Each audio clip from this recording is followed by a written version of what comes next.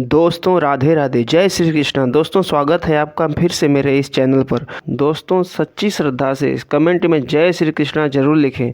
दोस्तों वर्तमान समय में हम जिस युग में जी रहे हैं उसे कलयुग कहा गया है। चारों युगों में कलयुग को श्राप वाला युग कहा गया है। धर्मशास्त्र में भी इसका वर्णन है।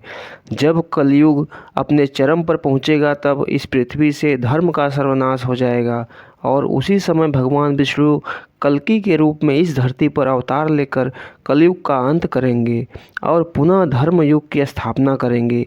पर क्या दोस्तों आप सभी को पता है कि भगवान श्री कृष्ण ने महाभारत काल में बता दिया था कि आने वाला समय यानी कि कलयुग कैसा होगा। इतना ही नहीं बल्कि भगवान श्री कृष्ण ने कलयुग के 5 कड़वे सत्य भी बताए थे जो आज देखने को मिल रहे हैं। वह कौन से हैं 5 कड़वे सत्य? दोस्तों यदि आप भी जानने के इच्छुक हैं तो इस वीडियो के अंत तक बने रहिएगा। और अगर अब तक आपने इस चैनल को सब्सक्राइब नहीं किया है तो चैनल को सब्सक्राइब करके बेल आइकन को प्रेस कर लीजिए। तो चलिए बिना समय गंवाए शुरू करते हैं। दोस्तों महाभारत काल में जब पांडव युद्ध क्रीड़ा में सब कुछ गंवा देते हैं तब उन्हें वनवास जाना पड़ता है। वनवास जाने से पहले भगवान श्री कृष्ण से मिलते हैं और कहते हैं, हे भगवान, युद्ध क्रीड़ा में सब कुछ गंवा देने के बाद हम 5 भाई द्रौपदी के साथ वनवास जा रहे हैं, लेकिन जाने से पहले हम यह जानना चाहते हैं कि आने वाला युग कलयुग कैसा होगा।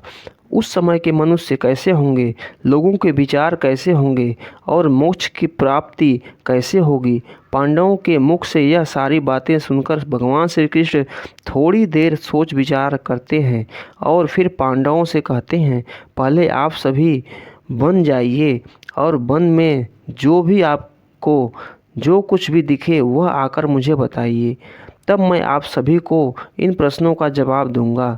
अब भगवान श्री कृष्ण के कहे अनुसार 5 भाई वन में चले गए और वन में जो कुछ भी उन्हें दिखाई देता है उसे देखकर वह हैरान हो गए।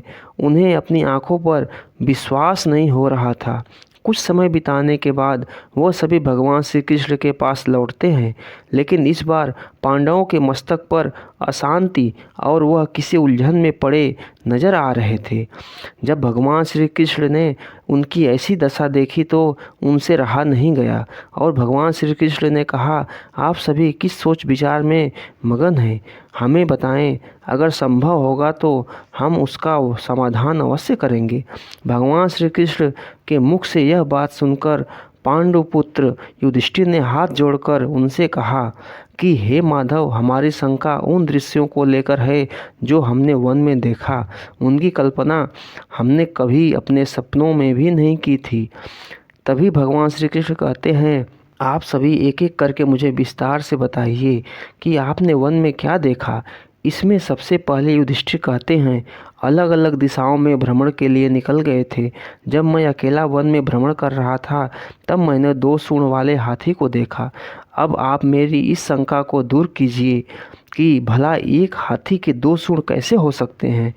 अब अर्जुन की बारी होती है। अर्जुन बताते हैं कि उन्होंने एक ऐसे पक्षी को देखा जिसकी पंखों पर वेद की रचनाएं लिखी हुई थीं और वह मुर्दे का मांस खा रहा था। अर्जुन के बाद भीम बताते हैं कि उन्होंने वन में एक ऐसी गाय को देखा जिसने अपने बछड़े को जन्म के बाद चाट रही थी कि उसके शरीर से खून आने लगता है। इसे देखकर मैं हैरान रह गया कि कोई माता अपने बच्चों के एक साथ ऐसे कैसे कर सकती है। अब भगवान श्री कृष्ण सहदेव से पूछते हैं कि सहदेव, तुमने वन में क्या देखा। तो सहदेव ने कहा कि मैं एक जगह बहुत से कुएं को देखा जहां हैरानी की बात यह है कि आसपास के सभी कुएं में पानी था और बीच का कुआं खाली था। बीच का कुआं गहरा भी था लेकिन फिर भी उसमें पानी नहीं था। ऐसा कैसे संभव है। अब नकुल आगे बताते हैं कि वह जब वन में भ्रमण कर रहे थे तब उसने एक बड़ी चट्टान पर्वत से लुढ़कते हुए देखा। वह चट्टान कितनी ही बड़े वृक्षों और शिलाओं से टकराती है लेकिन उसे कोई रोक नहीं पाता। अंत में एक छोटे से वृक्ष के स्पर्श से वह चट्टान रुक जाती है। अब युधिष्ठिर भगवान श्री कृष्ण से कहते हैं कि हे वासुदेव, हम भाइयों ने जो भी मन में देखा उसका सारा विस्तार आपसे बता दिया। अब आप हमारी सारी शंकाओं को दूर करते हुए हमें विस्तार से बताइए।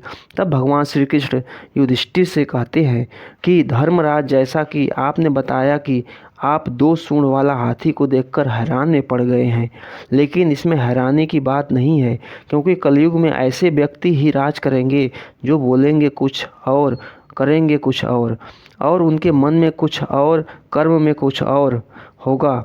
यह लोग शोषण करने का एक भी मौका हाथ से जाने नहीं देंगे। यह बस अपने ही हित की बात सोचेंगे।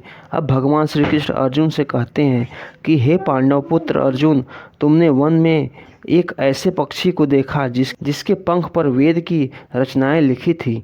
वह मुर्दे का मांस खा रहा था। लेकिन इसका मतलब यही है कि कलयुग में ऐसे ही लोग जो कहने को तो विद्वान ज्ञानी पुरुष कहलाएंगे, लेकिन तो इनका आचरण राक्षसी होगा। उनके मन में यही होगा कि जल्दी किसी की मृत्यु हो और उसकी संपत्ति के मालिक खुद बन जाएं। कलयुग के मनुष्य के लिए सबसे ऊपर धन और संपत्ति होगा और कुछ गिने चुने शख्स ही वास्तविक संत होंगे।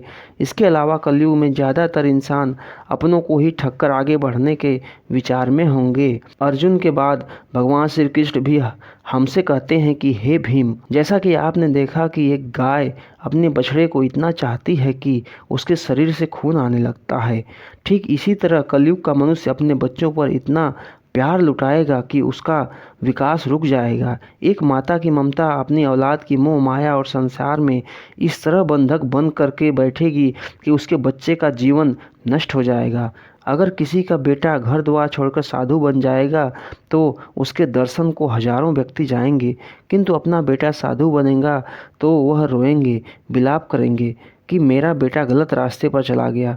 दोस्तों, यहाँ भगवान श्री कृष्ण जीवन की वास्तविकता को बताते हैं कि इंसान को यह समझना होगा कि तुम्हारे पुत्र तुम्हारे नहीं, अपनी पत्नियों की अमानत हैं और पत्नियां अपने पतियों की, और तुम्हारा यह शरीर मृत्यु की और आत्मा परमात्मा की अमानत है। भीम की जिज्ञासा को शांत करने के बाद भगवान श्री कृष्ण सहदेव को कहते हैं कि सहदेव, जैसा कि तुमने वन में देखा कि एक साथ कई कुआं थे, लेकिन सिर्फ बीच का कुआं खाली था। इसका मतलब यह है कि कलयुग में धनी व्यक्ति अपनी मन की खुशी के लिए विवाह उत्सवों के धन खर्च करेंगे, लेकिन अपने आस पड़ोस किसी गरीब को देखकर उसकी मदद नहीं करेंगे, फिर चाहे वह गरीब उनका सगा ही क्यों ना हो। अपनी मौज मस्ती के लिए, खुद को खुश रखने के लिए वह शराब कबाब और फैशन के पैसे उड़ाएंगे, लेकिन किसी के आंसू को पोंछना अपना कर्तव्य नहीं समझेंगे। कलयुग में अन्न तो होगा और धनी लोग उसका उपभोग करेंगे, लेकिन गरीब व्यक्ति एक एक दाने के लिए तरसेंगे और ऐसा ही मर जाएंगे। भगवान श्री कृष्ण की यह सारी बातें सुनकर सहदेव थोड़े दुखी हो जाते हैं, लेकिन इस कटु सच के सामने वह कर भी क्या सकते हैं।